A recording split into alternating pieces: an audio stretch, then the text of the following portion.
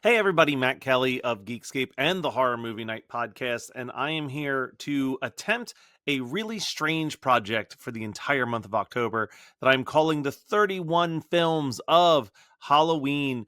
As the host of Horror Movie Night and an avid DVD collector, I have a pretty intense list of DVDs that I own. So I pulled every single one that was a horror movie DVD. I'm an avid DVD collector, and I have 1,101 horror movies in my collection. I can't believe that that's the exact number, but that was the exact number.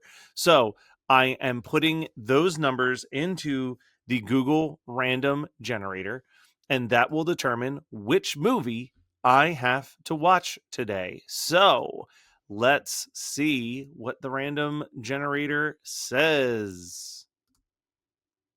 All right, so 297. All right, 297. Let me consult the list and see what is the 297th film.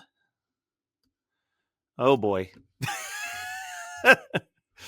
um so the 297th film is Evil Bong 420.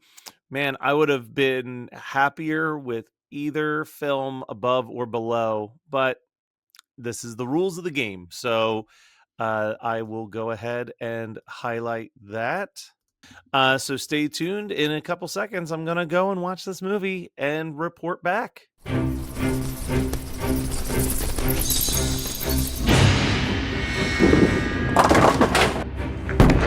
Hi, guys. Rabbit. In the flesh. Oh, yes. What in the name of Forrest Whitaker? I call it the weed blower. Unexpected side effects. Horniness to the max.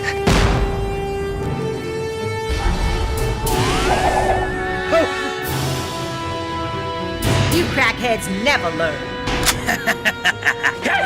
Prepare to meet your baker. Oh, I see something. Well, this was something. This is my copy of Evil Bong 420. I only have it because I was friends with somebody who is in the movie. I probably haven't watched it since they gave me a copy of it. I don't even know if this should have counted as a horror movie. It's a bummer that we're kicking off the 31 horror movies of Halloween with that. But here we are. So, Evil Bong 420, as the name says, is the fourth of the Evil Bong franchise, but I think numerically it's all weird because this franchise is so tied into the Ginger Dead Man movies, and there's some crossover movies, and it's really complicated. And watching this kind of blind, I've seen the first Evil Bong movie, and this, I had to do a lot of like Googling of who people were because people kept showing up as if I knew who they were. And it turns out that there was like a whole Evil Bong universe out there that I was not aware of. Um, this movie, man. I mean, this movie mostly is just a softcore porn. Like I hate saying it like that, but it is 53 minutes long, and that's including credits. It is barely 50 minutes. The credits move stupid slow. I can show you a few clips, but there's not much that I can even show you because there is like a naked person every other frame. But to try my best, the movie takes place in two locations.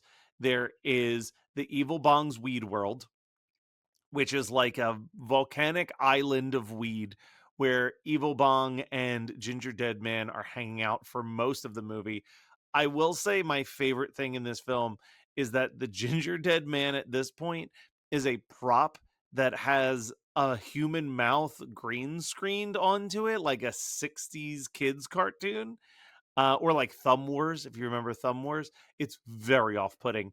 And then on top of that, we have a character named Rabbit, who I found out is like one of the main characters in the Evil Bong franchise. He is opening up a topless bowling alley, hence why there's almost no footage I can show you of this.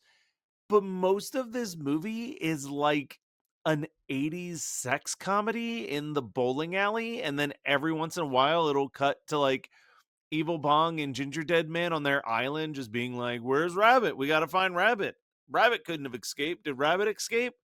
And then in the last like 10 minutes, they show up to the bowling alley and like chaos kind of happens, but really not. Like everything moves so quick.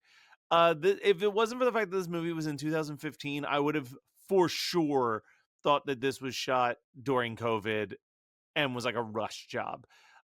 There is one bit that works so well for me, and I think I can actually show you most of this scene, is David Dakota, who got his start with Charles Band, shows up and he's like walking around this bowling alley and he's like, "Oh my god, I can't believe that I'm here at this bowling alley where I shot my classic film Sorority Babes at the Slime Ball Bowlerama," which is a real movie and is a movie that is in the 1111 films that I might end up watching for this project. And he has this back and forth with Rabbit where he's like, "I need to shoot my next movie here. It's called A Talking Bowling Ball." And after David finished doing like cheap horror movies, he started doing cheap kids films. And one of the big famous ones, thanks to shows like the Flop House and just like bad movie reviewers, was A Talking Cat, which is, I mean, I think that that movie is a party pleaser because it is outrageous. But it's that's like a sly reference to that. And the character of Rabbit says like, "Oh, you're gonna shoot a movie here?" And he responds, "Or 3 or 4 depending on how long the day goes," which is again kind of a reference to how slapped together and quickly made this movie was. But it's I don't know who this movie's for. Even like looking online, this seems like a pretty disliked film in the franchise. The thing is, I used to love Full Moon Pictures. This is like the prime example of everything wrong with Full Moon Pictures now. Because as a kid, they were the movies I wanted to rent. I loved the Puppet Master movies. I loved Demonic Toys. I loved stuff like Seed People and Shrieker and Bad Channels. Like, I hope that I get to rent one of the random number generator things is like a more classic Full Moon film, because I think that those movies are fun and inventive and like were cheap, but like didn't feel cheap. Like they felt cheap. I mean, I guess I have to be honest, they felt cheap, but like there was a passion and a care behind them, where like this is just like, let's get some adult actresses to be cameos in this movie, and let's not kill anybody for 40 minutes of a 53-minute horror film. Like this is bad. But you know, I'm hopeful that we can only go up from here, right? I've got 30 more of these movies that I gotta watch. So let's see. Let's see what is tomorrow's movie. 758. So what could that possibly be? Let's see. 758 is, ooh, this will be a fun one. Prison. Some good ones around it too here. Just throwing that out there. Prince of Darkness is a fun one. Hello, Mary Lou, Prom Night 2. There's some really good options here, but Prison is a good deep cut. I'm really excited for us to talk about Prison. So stay tuned tomorrow to see my review on Prison. And make sure that you like, share, subscribe to our YouTube channel, Geekscape TV, for constant content like this. And while you are at it, why don't you hit our Patreon, patreon.com/Geekscape TV, where you'll get to see these videos in advance.